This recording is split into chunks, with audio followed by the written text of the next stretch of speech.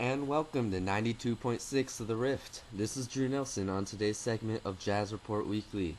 We are here today to discuss the hotsy-totsiest composition to grace Tin Pan Alley in decades.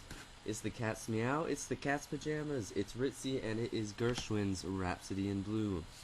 This rhapsody is changing the industry. For far too long has jazz been the poor man's vibe, not a serious form of music, but wait no longer, the day is here. Gershwin has dressed up jazz and took her out to the ballroom. Let's have a listen to the fantastic intro to Rhapsody in Blue.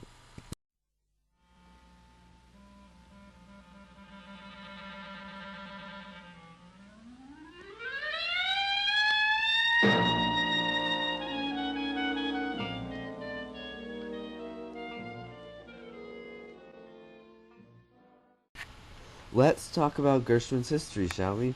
This man was born into Brooklyn under Russian immigrant parents in 1898. Well, that explains his taste for jazz. Got him. That place has more jazz than anywhere in the Big Apple.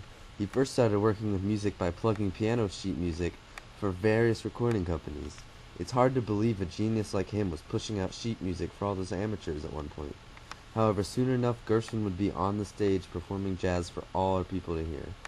Now we will get to the interesting development of this groundbreaking song we now know as Rhapsody in Blue after this brief commercial break.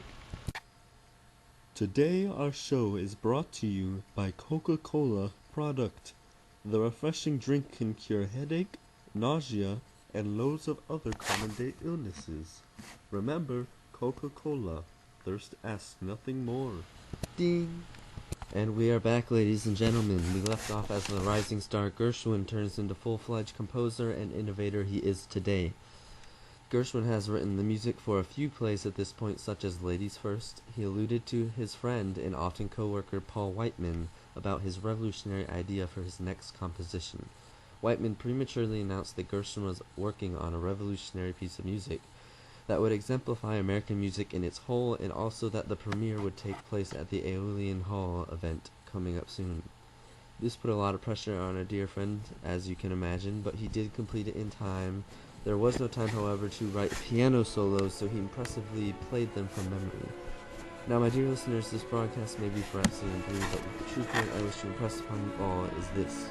Gershwin is a man coming from poor roots, who worked hard to get to the top of the music industry, and not only rule that said industry, but change it forever. Gershwin represents what means to live the American dream and provides example to all others wishing to join him. I'll leave you off with an extra taste of Rhapsody in Blue. This is Drew Nelson for Jazz Report Weekly. Until next time, we bid you good night.